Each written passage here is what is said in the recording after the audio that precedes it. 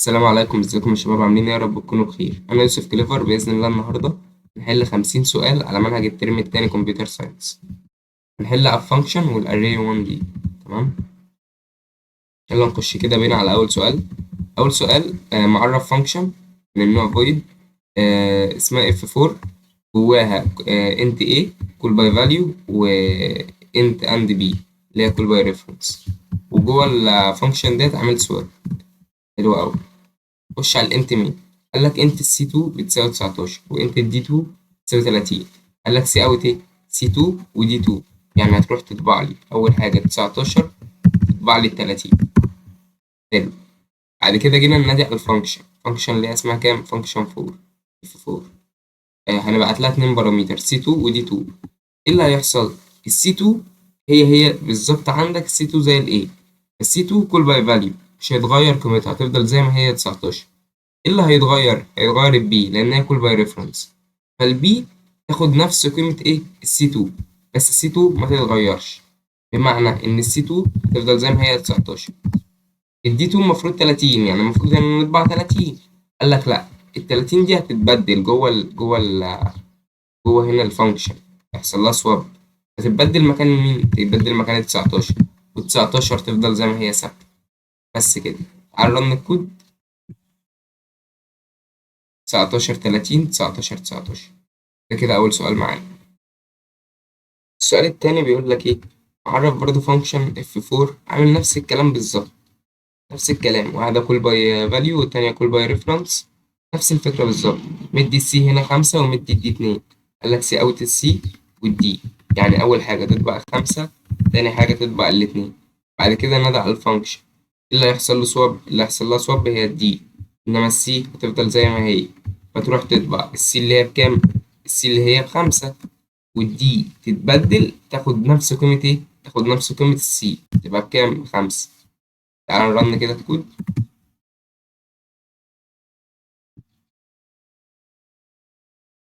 5 2 5 5. ده كده تاني سؤال معانا. السؤال التالت معانا مديك اتنين فانكشن ليهم نفس الاسم. تمام. وجاي بعد كده الاختلاف كله ان هنا في الفانكشن التانية عدد دبل والتاني انتجر، وهنا عدد انتجر والتاني انتجر. تمام. تعال نخش جوه على ايه؟ على اول سطر. قال لك 3.2 و5، يعني عدد دبل والتاني انتجر. فتروح لأني فانكشن الأولى ولا التانية؟ لا، تروح للتانية، عشان التانية بتاخد دبل وانتجر. قال لك اطبع لي العددين 3.2 واطبع لي 5. طبعت n1 وطبعت n2. خش على الفانكشن التانية. بعت لها 7 و4. عددين انتجر يروح لأني فانكشن؟ يروح للفانكشن الأولى. حلو أوي. رحنا للفانكشن الأولى. اطبع لي ايه؟ n1 بلس n2، يعني 7 بلس الأربعة، يعني تطبع 11. يبقى كده كل اللي هيتبع ايه؟ 3.2 5 11 بالترتيب. يبقى إجابتنا بي. يلا كده الرن. 3.2 5 11. بس كده. ده تالت سؤال معانا. السؤال الرابع شفنا فكرته برضه قبل كده. شفناه في أول سؤالين تقريبا. انت السي بتساوي 5، انت الدي بتساوي 11. نادى على الفانكشن اللي هي اف 7. تمام. بعت لها اتنين بارامتر سي ودي. فايه اللي هيحصل؟ السي زي الاي والدي زي البي. ايه اللي هيحصل لها سواب؟ اللي هيحصل لها سواب هي البي اللي هي الدي هنا. تمام، هيحصل لها سواب. اللي مش هيحصل له سواب السي اللي هي الاي.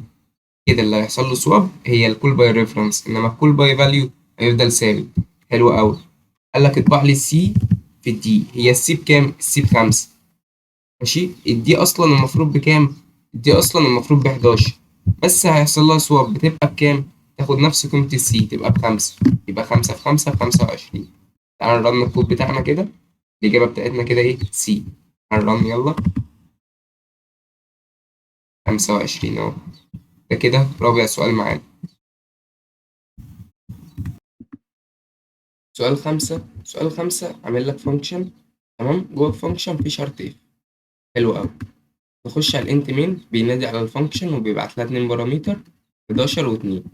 دخلنا فوق الام كده ب 11 والان كده بكام؟ ب2. هل الام اصغر من او تساوي الان؟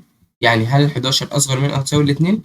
هل كده الشرط ده اتحقق؟ لا، ال11 مش أصغر من أو تساوي الاتنين، فمش هيخش هنا، مش هيخش الفور الأولانية. خش على الإلس. حلو. خش على الإلس، لا انت الأي بتساوي الإم، يعني الأي بتساوي الإم، يعني الأي بتساوي كام؟ الأي بتساوي ال11. ماشي. هل ال11 أكبر من أو تساوي الاتنين؟ اه، ال11 أكبر من أو تساوي الاتنين. خش لي يا باشا، حقق لي الشرط اللي جوه، اللي هو البي بلس ايكوال اي. يعني ايه بي بلس ايكوال اي؟ يعني البي بتساوي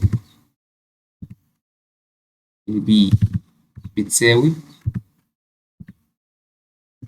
بي بلس الاي. حلو كده. هي البي اصلا بكام؟ هي البي اصلا بصفر، او اهو قايل لك انت البي بتساوي صفر. البي اصلا بصفر، والاي بكام هنا في اول مره؟ الاي ب 11، يبقى اول بي كده ب 11. حلو قوي. كل اللي هيعمله ايه؟ قال لك اي ماينس ماينس، يعني نقص الاي واحد. لما تنقص الاي واحد تبقى الاي بكام؟ تبقى الاي ب 10. هل ال 10 بتساوي الام؟ هل ال 10 اكبر من او تساوي الان؟ هل ال 10 اكبر من او تساوي الاتنين؟ ايوه يا باشا، ال 10 اكبر من او تساوي الاتنين. خش زود لي على الايه؟ زود لي على البي اي. يعني هتزود لي على ال 11، مش هتزود بقى على الصفر.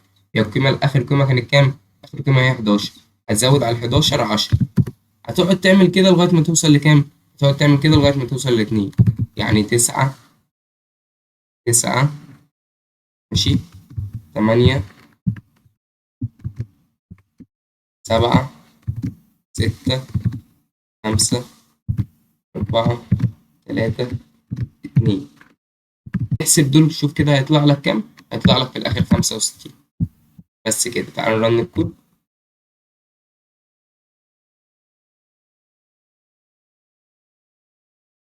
طلع لك يا باشا 65.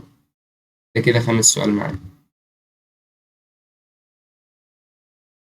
هنا سؤال رقم 6 بيتكلم عن الأري. سؤال رقم 6، انت فاليو 6، يعني مديك أري فيها 6 عناصر، 7 وخمسة وعشرة وتسعة و16. بس دول 5 عناصر. أقول لك ما هي داتا التركية بتاعت السؤال. هو قايل لك إن الأري فيها 6 عناصر ومديك فيها 5 عناصر. تعالى كده نشوف الاندكس بتاع كل عنصر.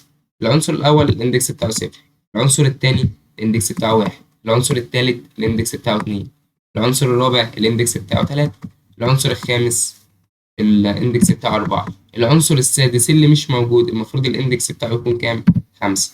تمام كده. قال لك سي اوت فاليو في الخمسة، اللي هو الاندكس بتاعه كام؟ 5. العنصر اللي الاندكس بتاعه 5. تمام. العنصر اللي الاندكس بتاعه 5 مش موجود اصلا. تمام. بس هو المفروض يكون جوه الاري، لان الاري بتاعت 6 عناصر، فبنعوض عنه بزيرو.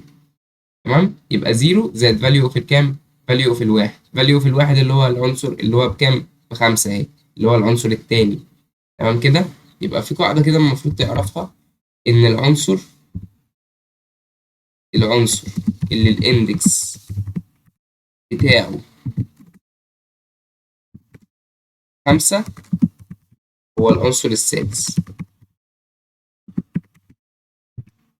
وهكذا، يعني بالظبط ان العنصر بتاعك بيساوي الاندكس زائد 1. بس كده. عشان تجيب العنصر على طول، يعني فاليو اوف ال5 تروح تدور على العنصر السادس، فاليو اوف الواحد تروح تدور على العنصر التاني. بس كده. كده انت مش هتلخبط نفسك يعني. فالمفروض فاليو اوف ال5 بصفر. تمام. انما فاليو اوف الواحد اللي هي ب5. يعني صفر زائد 5 يديك 5، الإجابة بتاعتك سي. بس كده. ده كده السؤال السادس. سؤال 7، مديك أري فيها 7 عناصر، 35 40 45 50 60. هو قايل لك إن هي فيها 7 عناصر، بس هو مديك كام عنصر؟ مديك 5 عناصر. مفيش مشكلة. ماشي. ومديك الإكس ب4. قال لك سي أوت فاليو 10 على الإكس. هو 10 على الإكس بكام؟ 10 على الإكس يعني 10 على ال4، المفروض تديني 2.5. بس أنا شغال بإنتجر، يبقى أنا ما يلزمنيش النص خالص، يبقى كل اللي يلزمني هو الاتنين. فإحنا عايزين value of الاتنين. value of الاتنين يعني العنصر اللي الاندكس بتاعه 2 هو العنصر التالت. العنصر التالت 35 ده العنصر الأول، 40 ده العنصر التاني، 45 ده العنصر التالت. اطبع لي يا باشا الإيه؟ العنصر التالت اللي هو 45 اللي هو إجابتك دي. على الرن كده. ادي 45. ده كده سؤال رقم 7.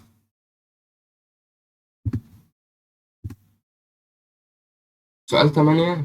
مديك array فيها 8 عناصر، 30 35 40 45، ادي كده 4 عناصر، 1 2 3 4 8 عناصر. مديك الاكس ب30، قال لك سي اوت فاليو اكس مودولس الأربعة. تعالى نحسب اكس مودولس الأربعة. 30 مودولس الأربعة، تمام. 30 مودولس الأربعة. 30 مودولس الأربعة بتحسبها ازاي؟ لما يكون عندك رقم كبير ناقص رقم مودولس رقم صغير، بتطرح الرقم الصغير من الرقم الكبير. يعني بتقول 30 ناقص 4 ناقص 4 لغاية ما توصل لإيه؟ لأن أنت متعرفش تطرح من الرقم اللي عندك ده 4 خالص. تقعد تطرح 4 4 4 4، في الآخر يبقى لك كام؟ 2. فبيقول لك اطبع لي العنصر اللي الاندكس بتاعه 2. العنصر اللي الاندكس بتاعه 2 هو العنصر الكام؟ العنصر رقم 3. يعني 30 ولا 35 ولا 40؟ لا 40. تطبع كام؟ تطبع 40. يبقى إجابتك سي. يلا كده الرن. طبعا يا باشا ال40 اهو. ده كده سؤال رقم كام؟ سؤال رقم 8.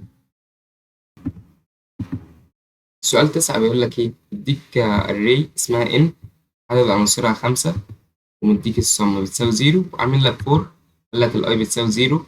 هل الزيرو اصغر من او تساوي هل الزيرو اصغر من 5؟ اه الزيرو اصغر من 5. خش يا باشا جوه. قال لك السم، ماشي، السم بتساوي سم، السم بتساوي سم بلس n اه، ادي n اي. حلو قوي. كل اللي انت هتعمله ايه؟ كل اللي انت هتعمله انك تروح السم بكام؟ بزيرو. ان اي اللي هي ان زيرو، العنصر اللي الاندكس بتاعه زيرو اللي هو كام؟ العنصر اللي الاندكس بتاعه زيرو اللي هو 30. فتروح تقول ان السم بتساوي 0 بلس 30. حلو قوي، 0 بلس 30. تروح تزود على الاي واحد، الاي تبقى بكام؟ هتزود على الاي واحد، تبقى الاي بدل ما كانت بزيرو تبقى بواحد. هل الواحد اصغر من 5؟ اه الواحد اصغر من 5.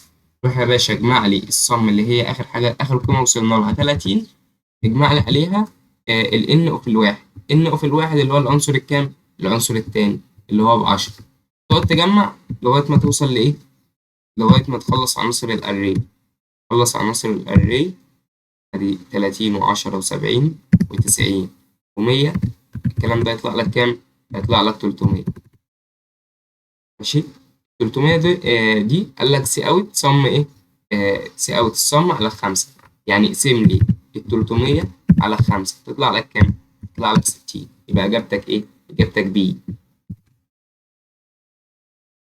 بس كده يا باشا، ده كده سؤال 9. السؤال رقم 10 بيقول لك ايه؟ في فانكشن من النوع void. الفانكشن ديت من النوع call by reference، تمام. دخلنا جوه لقينا الاكس في الانت ميم متعرفه ب10. نادينا على الفانكشن وبعتنا لها ال10. كل اللي الفانكشن هتعمله انك تقول 10 بلس ال5 تديني 15. المفروض هنا 15. لما اطلب منك سي اوت الاكس تطبع لي كام؟ تطبع لي 15. يبقى اجابتك رقم بي. تعال رن الكود.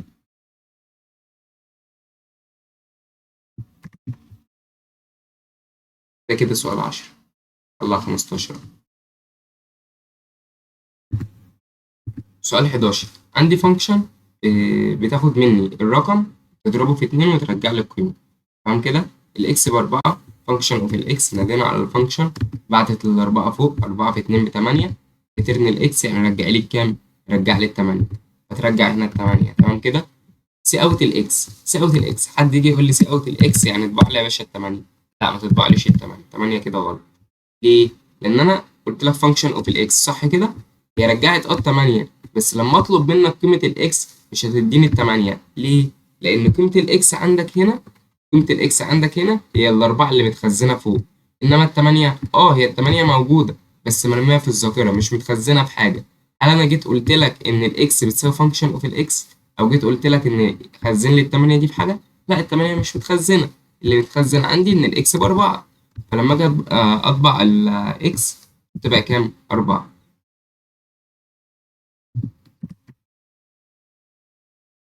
طبقت كام؟ 4. طب تعالى نعمل حاجة تاني كده. لو قلنا سي اوت، سي اوت فانكشن اوف الاكس على طول. سي اوت فانكشن اوف الاكس على طول، انت مش محتاج يا باشا تخزن. يعني انت هنا مش محتاج تخزن، انت هنا هتطبع ال8 على طول، مش محتاج انك تخزن اصلا.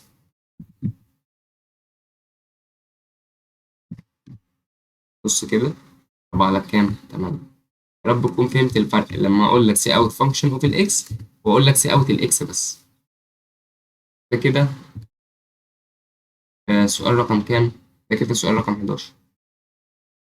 سؤال 12 عندك array عدد العناصر بتاعتها 5، قلت لك سي اوت array اوف الاتنين، يعني العنصر اللي الاندكس بتاعه 2، العنصر اللي الاندكس بتاعه 2 هو العنصر رقم كام؟ العنصر رقم 3. العنصر رقم 3 ده قيمته كام؟ قيمته 3. تمام كده؟ تطبع لي الكام؟ تطبع لي التلاتة، يبقى إجابتك بي.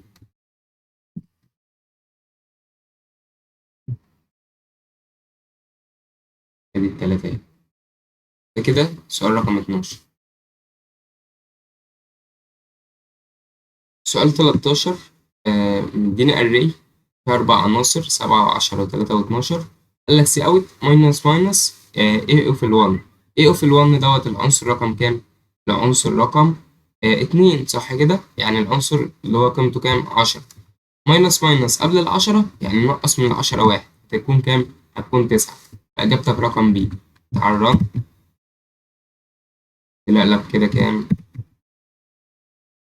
طلع لك 9. ده كده سؤال رقم 13.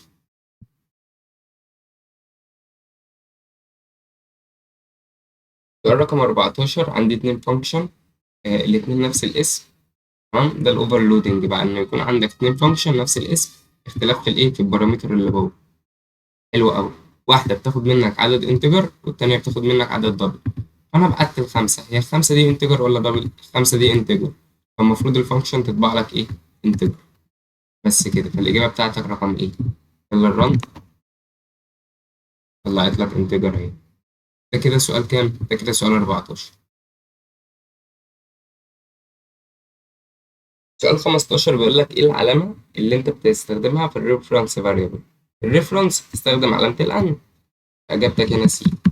نخش على سؤال 16. سؤال 16 بيقول لك ايه what type does it take. إيه التايب اللي هي بتاخده.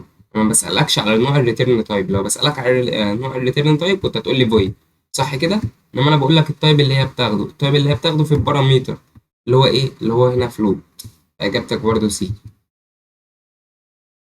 خش على سؤال كام؟ سؤال 17 بيقول لك what's the first thing you must do. الفانكشن. تمام. الفانكشن لو انت هتعرفها بعد الانت مين، لو انت هتعرف الفانكشن بتاعتك بعد الانت مين، فبتكتب في الاول، بتعمل ديكلاريشن، فبتكتب حاجه اسمها ايه؟ بروتوتايب. البروتوتايب ده بيكون السطر اللي قبل الانت مين بيعرفك ان في فانكشن جايه بعد كده. بس كده. الاجابه بتاعتك هنا ايه؟ ايه. حلو. بيقول لك سايز اوف اري.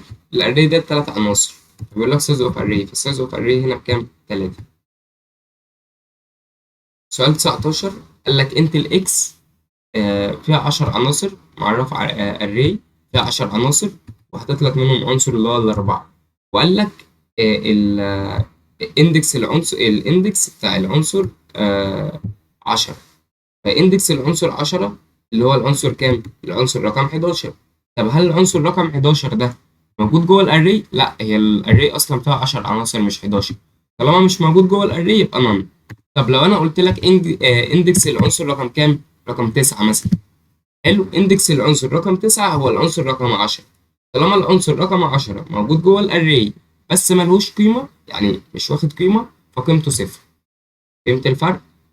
لو العنصر جوه الاري ومش موجود ليه قيمة بتاخد صفر، انما لو العنصر اصلا بره الاري بتاعتي قيمته ايه؟ نون. بس كده. ده كده سؤال 19. سؤال 20 بيقول لك ايه؟ ده بيقول لك مديك انت فانكشن مش عارف ايه الكلام ده كله. الكلام ده كله البروتوتايب اللي انا لسه قايل لك عليه. انت بتعرف الانت مين ان في فانكشن جايه بعدها. تمام كده. دخلنا جوه بعد الانت مين لقينا فانكشن انت n1 n2 n3 3 بارامتر. حلو. هي بتعمل ايه الفانكشن دي؟ بتجمع لي اول رقمين وتضربهم في الرقم التاني. حلو. لما ابعت لها 2 و5 و3 هتعمل ايه؟ تجمع الاتنين مع الخمسة تضربهم في 3. 2 و5 7 تضربهم في 3 يديني كام؟ 21. حلو قوي. تعالى بعد كده. لما ابعت لها 2 و4، 2 و4 هتعمل ايه؟ لما ابعت لها 2 و4 هي كل اللي هتعمله هتجمع الاتنين مع الاربعة ب6. وتضرب في الرقم التالت. الرقم التالت اللي هو كام؟ الرقم التالت اللي هو واخد ديفولت فاليو اللي هي كام؟ الخمسة. يبقى 2 في 4 زائد 2 زائد 4 مضروبة في الخمسة. 2 زائد 4 6 في 5 ب30. تالت حاجة هبعت لها رقم واحد. لما ابعت لها رقم واحد ابعت لها التلاتة. حلو. فتلاتة بلس ان اتنين بواحد اهي. فتلاتة بلس واحد يبقى أربعة. أربعة ديت هنضربها بكام؟ نضربها في ان 3 اللي هي بكام؟ بخمسة. تلاتة زائد واحد أربعة في خمسة ب20. حلو أوي. آخر حاجة خالص ما بعتلهاش أي حاجة، هتاخد الديفولت فاليو كلهم اللي فوق. فتروح تقول سبعة بلس واحد تضربهم في كام؟ تضربهم في خمسة. سبعة بلس واحد تمانية. تمانية بخمسة ب40. يبقى كده إجابتي كام؟ 21 30 20 40. 21 30 20 40. إجابتي رقم سي. تعال رن. 21 30 20 40. ده كده سؤال كام؟ ده كده سؤال 20. خش على سؤال 21. سؤال 21 بيقول لك إيه؟ عامل نفس الحوار بالظبط. كل اللي بيعمله برضه بيجمع أول رقمين ويضربهم في الرقم التالت. فواحد وتلاتة. واحد وتلاتة بكام؟ واحد وتلاتة أربعة. هو بيضرب بقى أول رقمين ويجمع الرقم التالت. واحد في تلاتة بتلاتة. تلاتة بلس الكام؟ تلاتة بلس الأربعة. صح كده؟ يديك كام؟ يديك سبعة. حلو أوي. تاني حاجة هبعت له خمسة واتنين. خمسة في اتنين بكام؟ ب10. العشرة دي هيجمع عليها كام؟ العشرة هيجمع عليها ان 3. ان 3 اللي هي باتنين. يبقى 12. حلو. تالت حاجة هبعت رقم واحد. رقم واحد فيضرب الواحد في كام؟ في ال N2 اللي هي بكام؟ بتلاتة. واحد في تلاتة بتلاتة. تلاتة بلس الكام؟ تلاتة. تلاتة بلس الكام؟ تلاتة بلس الاتنين. تلاتة بلس الاتنين يديك كام؟ خمسة. هنا بلس. حلو أوي. تعرف رابع حاجة؟ مش هبعت حاجة خالص، يعني أنا هنا مش هبعت أي حاجة خالص. فلما أجي مش هبعت حاجة خالص هياخد الأرقام اللي عنده الديفولت فاليو اللي عنده كله. هيروح خمسة في تلاتة بكام؟ ب15. 15 زائد اتنين 17. يبقى كده عندي سبعة 12 5 17. سبعة 12 5 17 الإجابة إيه؟ تعال رن. دي سبعة. ادي 12 5 17. هما جنب بعض كده عشان مفيش بس سبيس ولا أي حاجة. سؤال 22 عامل برضه بروتوتايب نفس الكلام. ودخل جوه. لا الفانكشن بتاعتك فين؟ بعد الانت مين؟ انت اكس انت واي. ريتيرن الاكس زائد واي. أول فانكشن بتاخد عددين. العددين انتجر وترجع لك ايه؟ جمع. تمام. تاني فانكشن بتاخد العددين دبل وترجع لك ضربة. حلو أوي كده. فأول حاجة بعتنا خمسة. خمسة ده انتجر فيروح فين؟ يروح للأول فانكشن. خمسة بلس الواي. الواي مدينها ديفولت فاليو فوق أهي باتنين. خمسة بلس الاتنين تديك كام؟ تديك سبعة. دي كده أول قيمة. خلينا نحطها فوق. يبقى كده سبعة. مديك 5.0. 5.0 فأنت كده بالنسبة لك ده الرقم ده دبل. طالما في بوينت والكلام دوت فالرقم ده بالنسبة لك دبل. 5.0 لما تروح للدبل 5.0. دي الإكس هي راحت له. الواي بقى بكام؟ الواي بواحد ونص. 5.0 في واحد ونص تديك كام؟ 7.5. ادي 7.5. حلو أوي. هنبعت 3 و4. 3 و4 يبقى في أنهي فانكشن؟ في الفانكشن الأولى. 3 زائد 4 كام؟ 7. حلو أوي. بعد كده هنبعت 3.0 و2.0. 3.0 و2.0 يروح للفانكشن اللي هي من النوع دبل. يروح للفانكشن اللي من النوع دبل. 3.0 في 2.0 يديك 6. حلو كده.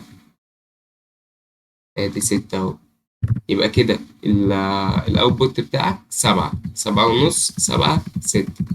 7 7.5 7 6. الإجابة بتاعتك ايه؟ تعال رن كده.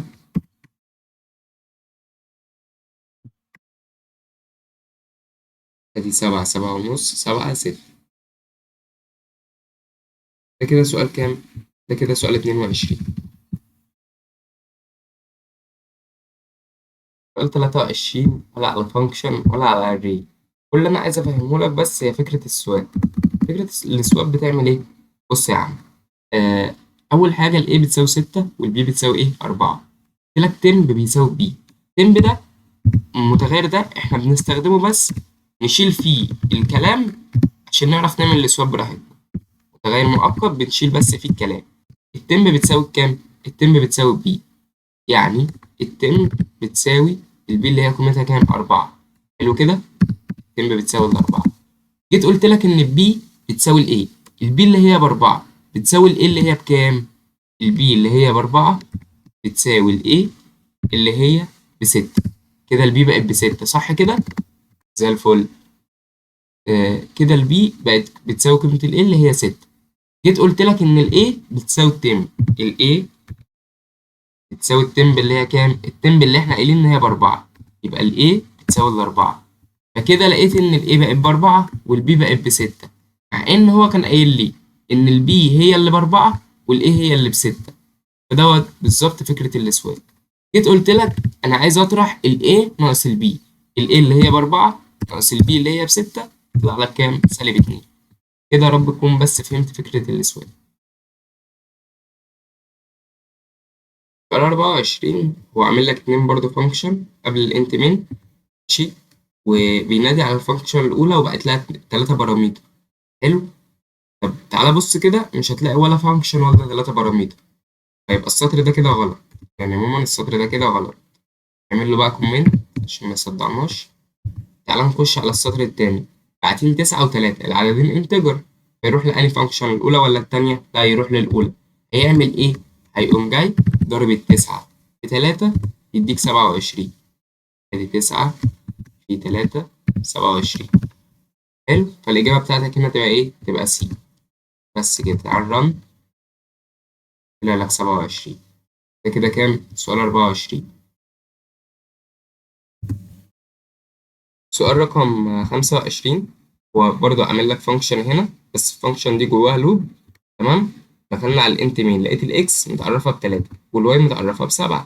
ناديت على الفانكشن وبعت لها كام؟ ال3 وال7. دخلت جوه، انت الريزلت بيساوي 0. الواي اف الواي واي للواي نوت ايكوال 0. خش لها يا باشا اللوب. يعني لو ال7 ما بتساويش الصفر خش اللوب. هل ال7 ما بتساويش الصفر؟ ايوه طبعا ال7 ما بتساويش الصفر. هتخش اللوب. قال لك الريزلت بيساوي الريزلت زائد الاكس. هي الريزلت اصلا بتساوي كام؟ يعني الريزلت بتساوي كام؟ بتساوي ريزلت زائد الاكس. الريزلت مديني قيمتها في الاول خالص بصفر. صفر زائد الاكس اللي هي بكام؟ الاكس ب3، يبقى ب3. حلو كده. قال لك الواي بتساوي واي ماينس 1، يعني روح قلل الواي 1. لما تقلل الواي 1 تبقى بكام؟ تبقى ب6. حلو أوي. قللنا الواي 1 بقت ب6. دخلت جوه تاني، قال لك الريزلت بيساوي الريزلت زائد الاكس. حلو. الريزلت بيساوي الريزلت زائد الاكس. اخر ريزلت وصلنا لها كام؟ 3. اهي اخر قيمة جبناها في الريزلت 3 زائد الاكس اللي هي بكام؟ ب3، يبقى 6. 3 بلس 3. ادي 3 بلس 3 6. حلو. كده اخر قيمة معانا 6. 6 بلس، تعالى ننزل هنا. نخلي الواي بكام؟ نخلي الواي ب5. هل ال5 لا تساوي الصفر؟ اه 5 لا تساوي الصفر. روح اجمع لي على ال6 وقيمة الاكس تبقى بكام؟ تبقى ب9. حلو أوي. كده آخر قيمة معانا 9. روح خلي لي الواي بكام؟ ب4. لما تخلي لي الواي ب4 تروح تجمع على ال9 كام؟ تروح تجمع على ال9 3 تبقى ب12. حلو أوي. جمعت على ال9 3 بقت ب12. زي الفل. خلي لي الواي بكام؟ خلي لي الواي هي هنا كانت ب4. خلي لي الواي ب3. لما تخلي الواي ب3 التلاتة اللي تساوي الصفر، فتروح تجمع على ال12 3. على ال12 3 يبقى كام؟ 15. حلو أوي. خلي لي الواي بكام؟ هتخلي الواي ب2. حلو. لما الواي تبقى ب2 هتروح تجمع على 15 3 تبقى بكام؟ 18. حلو.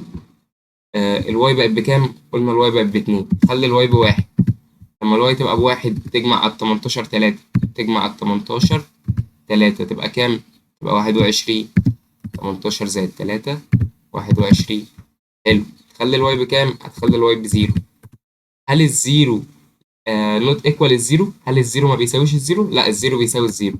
فخلاص اطبع لي ال21 وخلاص على كده. مش هيخش الوايل تاني، وهياخد لي اخر قيمه من هنا ويطبعها لي. ريتيرن الريزلت هيرجع لي ال21.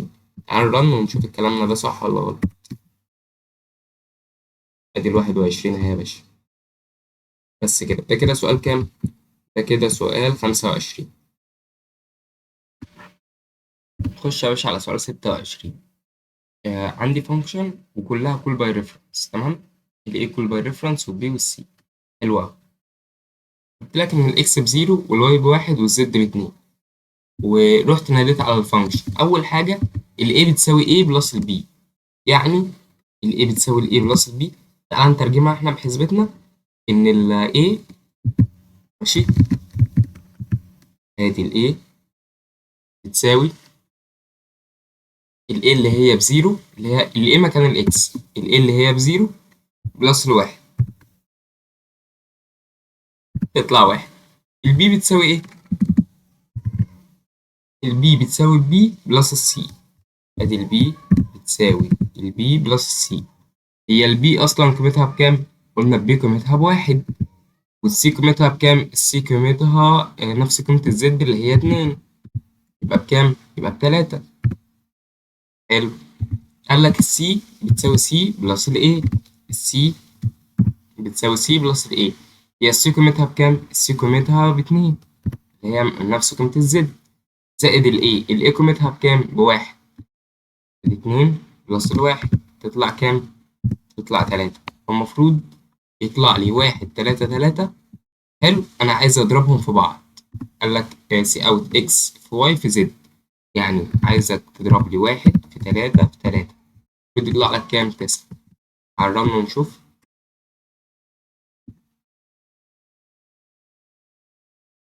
لا لا يا باشا، كام؟ تسعة. ده كده سؤال كام؟ ده كده سؤال 26. سؤال 27 عندي فانكشن فيها 3 بارامتر، تمام، وفي ديفولت فاليو في الآخر اللي هي n3 بتساوي 6. حلو. كل اللي هتعمله في الفانكشن إيه؟ إنك تجمع لي التلات أعداد مع بعض. قلت لك سي أوت فانكشن، ناديت على على الفانكشن وبعت لها 3 بارامتر، 2 و1 و5. تجمع 2 و1 و5، 2 و1 3 و5 8. حلو. فأول حاجة تطبع 8 زي الفل. قصة الديفولت فاليو من الآخر يعني، إن أنا لو بعت رقم مكان ال N3، فخلاص بيشيل الستة اللي عنده وياخد الرقم بتاعي. إنما لو ما بعتش رقم زي فانكشن 3 و4، أنا بعت ال N1 بقت ب3 وال N2 بقت ب4. 3 و4 المفروض 7. ياخد بقى الإيه؟ ياخد قيمة ال N3 اللي هي بكام؟ ب6. 7 و6 كام؟ 7 و6 13. حلو. يبقى قصة الديفولت فاليو هنا إن أنت بعت قيمة، فخلاص القيمة بتاعتك بتروح تتحط مكان الايه؟ مكان القيمة اللي موجودة. طب ما بعتش قيمة، خلاص هو بيستخدم القيمة الموجودة تلقائي. بس كده. يبقى 8 و13. تعالى نرن الكود بتاعنا. لا، 8 و13 ده كده سؤال كام؟ سؤال 27. تعالى نخش على سؤال 28. هتلاقي إن سؤال 28 برضو 3 ومتعرفين كل باي ريفرنس وفانكشن واحدة. فعايز أقول لك إن الأسئلة اللي بتتكرر دي تركز فيها أوي. يعني تركز فيها أوي. سؤال السواب، سؤال اللي هو التلاتة يكون كل باي ريفرنس ويقول لك A و B و C وثلاث معادلات والكلام ده. يلا بس نخش بينا على السؤال. إكس بتساوي واحد والواي بتساوي اتنين والزد بتساوي تلاتة. حلو. قال لك ال A بتساوي A بلس ال1، يعني ال A ماشي بتساوي ال A اللي هي بكام قيمتها؟ ال A قيمتها واحد اللي هي قيمة الإكس بلس ال1. واحد بلس ال1 اتنين. حلو أوي. تعالى نخش على البي بتساوي ايه؟ بتساوي البي بلس السي. البي اللي هي قيمتها كام؟ اتنين. بلس السي اللي هي قيمتها كام؟ بلس السي اللي هي قيمتها تلاتة. البي نفس قيمة الواي والسي نفس قيمة الزد. اتنين وتلاتة كام؟ خمسة. حلو أوي. تعالى نخش على المعادلة اللي بعدها. قال لك السي بتساوي سي بلس الخمسة، يعني السي بتساوي السي اللي هي بكام؟ السي اللي هي نفس قيمة الزد اللي هي تلاتة. تلاتة بلس الخمسة 8. حلو أوي. قال لك اضرب لي الاكس في الواي في الزد. الاكس في الواي في الزد اللي هو هتضرب 2 في 5 في 8. 2 في 5 في 8. حلو. 8 في 5 ب 40، في 2 ب 80. تعال رن الكود بتاعنا. ده كده كام؟ سؤال 28. سؤال 29 بيقول لك ايه؟ بيقول لك انت المين معرفين فيها الاي ب3 والبي ب1 والسي بكام؟ والسي ب4. بعد كده قمت رايح منادي على الفانكشن. اول ما بتنادي على الفانكشن بيخش جوه. قال لك انت الاي بتساوي الاكس، يعني الاي بتساوي الاكس اللي هي الاسم اللي هي ال3، يعني الاي كابيتال بتساوي كام؟ بتساوي 3. حلو. قال لك الواي اكبر من الاي، الواي اللي هي بكام؟ اللي هي البي. هل الواحد اكبر من التلاتة؟ لو الواحد اكبر من التلاتة خلي لي الاي بتساوي الواي، بس الواحد هنا ايه؟ مش اكبر من او تساوي التلاتة، صح؟ فمش هيخلي الاي بتساوي الواي، يعني الشرط ده كده مش هيتحقق. قال لك هل الزد اكبر من الايه؟ يعني هل الزد اكبر من التلاتة؟ الزد اللي هي السي، الزد بتساوي 4. هل الأربعة أكبر من التلاتة؟ لو الأربعة أكبر من التلاتة خلي لي الإيه بتساوي الزد. أيوة فعلا الأربعة أكبر من التلاتة، هتخلي الإيه بتساوي الإيه؟ بتساوي الزد، الزد اللي هي بكام؟ اللي هي السي اللي هي ب4. بس كده. كل اللي أنا عايزك تفهمه إن الإيه هي بالنسبة لك زي الإكس، والبي هي بالنسبة لك زي الواي، والسي هي بالنسبة لك زي الزد. قال لك أنت الإيه بتساوي الإكس، إيه كابيتال بتساوي الإكس، يعني إيه كابيتال بتساوي 3. حلو. قال لك لو الواي اكبر من الايه خلي لي الايه بتساوي الواي. لو الواي بكام؟ اللي هي بواحد. هل الواحد اكبر من التلاتة؟ لا الواحد مش اكبر من التلاتة، فما تنفذش الشرط ده. خش على الشرط اللي بعده بتاع اف. قال لك لو الزد اكبر من الايه، يعني لو السي اللي هي ب4 اكبر من الايه اللي هي بكام؟ ب3. لو الاربعه اكبر من التلاتة هتعمل ايه؟ هتخلي لي الايه بتساوي الاربعه. ريتيرن الايه يعني المفروض يرجع لك كام؟ يرجع لك الاربعه. تعال ران.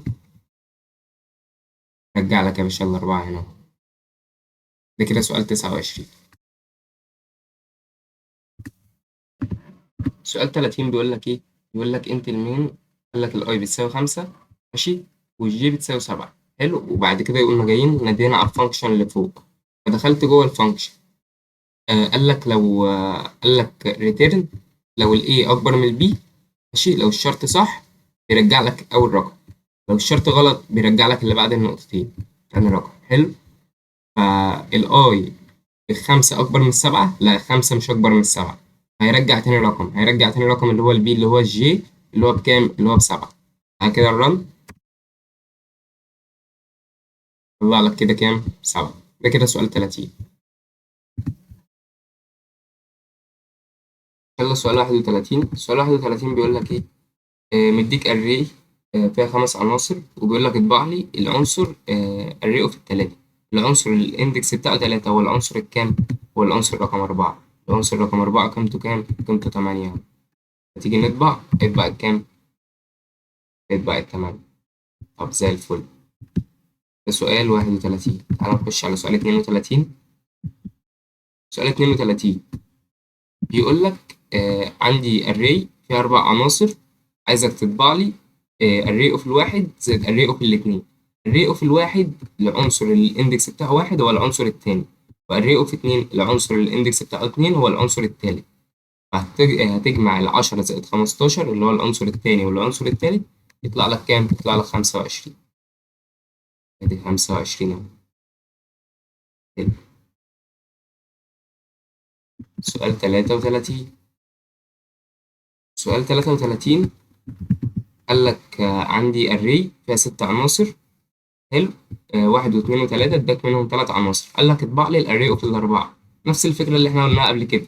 الاري اوف الأربعة العنصر الاندكس بتاعه 4 هو العنصر الخامس. هل العنصر الخامس ده المفروض إن هو جوه الاري؟ يعني جوه عناصر الاري هي 6 عناصر، فالعنصر الخامس أكيد جواها، بس هو مش مكتوب، يبقى قيمته بكام؟ يبقى قيمته ب0. حلو. ادي سؤال 33. سؤال 34 بيقول لك ايه؟ بيقول لك الاري فيها 5 عناصر 10 و20 و30 و40 و50. قال لك عايز الاري اوف الخمسه. الري اوف الخمسه ده العنصر السادس. طب العنصر السادس مش موجود، المفروض يطلع ايه؟ المفروض يطلع ايرور لان العنصر السادس اصلا مش موجود. العنصر اللي الاندكس بتاعه 5 هو العنصر السادس. ادي كده هنا 0 1 2 3 4. العنصر اللي الاندكس بتاعه 5 هو العنصر السادس، المفروض يطلع لك ايرور. تمام. حتى بص في الاختيارات مش هتلاقي اصلا ان في ايه، مش هتلاقي ان في 0.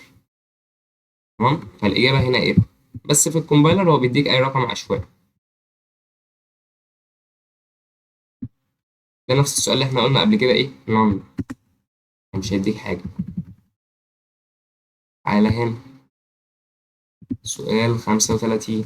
سؤال 35 array فيها 5 عناصر، 7 و14 21 28 35. قال لك عايز الاري يكون جواه 3 مودولس الاتنين. 3 مودولس الاتنين المفروض بكام؟ 3 ناقص 2 بواحد. يعني عايز الاري اوف الواحد. الاري اوف الواحد يعني العنصر التاني. تمام، العنصر التاني بقى قيمته بكام؟ 14. انا رن.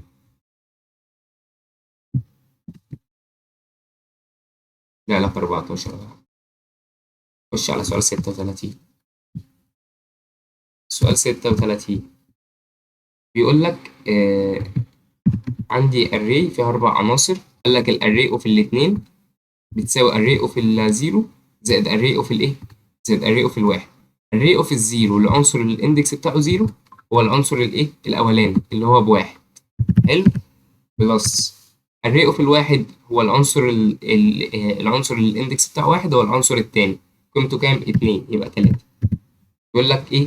سي اوت array اوف الاتنين، يعني سي اوت 3 تطبع 3. تاني كده سي اوت array اوف الاتنين ودي يطبع التالت.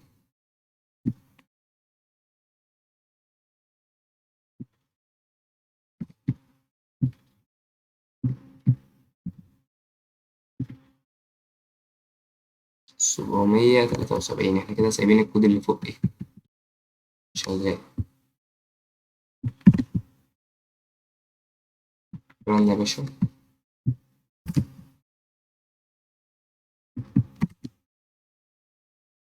طبعا لك يا باشا التلاتة اهو. خش على سؤال 37.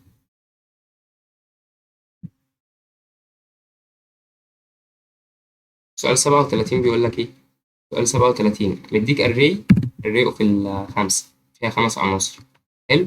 وقال لك سي اوت array اوف array اوف الأربعة ناقص array ايه؟ array اوف الواحد. حلو. فالري اوف الأربعة العنصر اللي الاندكس بتاعه 4 هو العنصر الخامس. ادي 1 2 3 4 5، يعني ب9. الري اوف الواحد العنصر اللي الاندكس بتاعه واحد هو العنصر التاني اللي هو كام؟ 3. 9 ناقص 3 يديك كام؟ 6.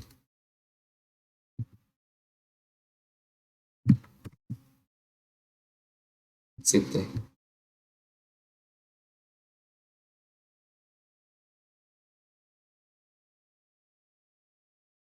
هنعمل الكود اللي فوق كلنا. خش على سؤال 37. 38 بقى. ده كان 37، ده 38. سؤال 38 هو مديك برضو الاري اوف الستة. مديك array عدد عناصرها 6، وقال لك اطبع لي الاري اوف الخمسة على الاتنين. 5 على الاتنين المفروض ب2.5. هتطير النص، يعني بالنسبة لك عشان انت شغال مع انتجر، فبالنسبة لك هو عايز الاري اوف الاتنين. الاري اوف الاتنين يعني العنصر رقم كام؟ العنصر رقم 3. العنصر رقم 3 قيمته 6.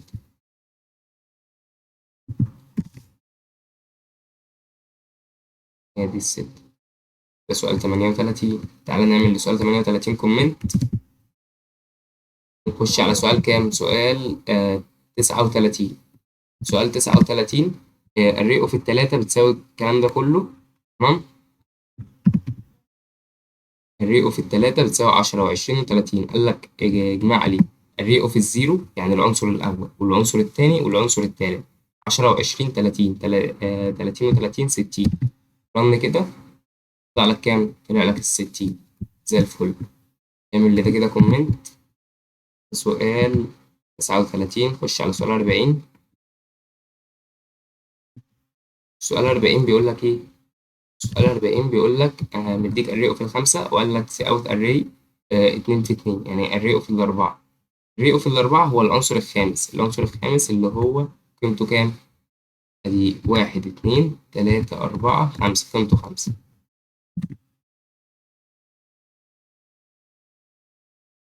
ده كده اهو سؤال 40. سؤال 40 طالب منك ايه؟ قال لك مديك array الأري فيها 5 عناصر، وقال لك ماينس ماينس الري اوف ال1. الري اوف ال1 هو العنصر التاني، ماينس ماينس العنصر التاني اللي هو ماينس ماينس 8 تبقى كام؟ تبقى 7. بعد كده الرن.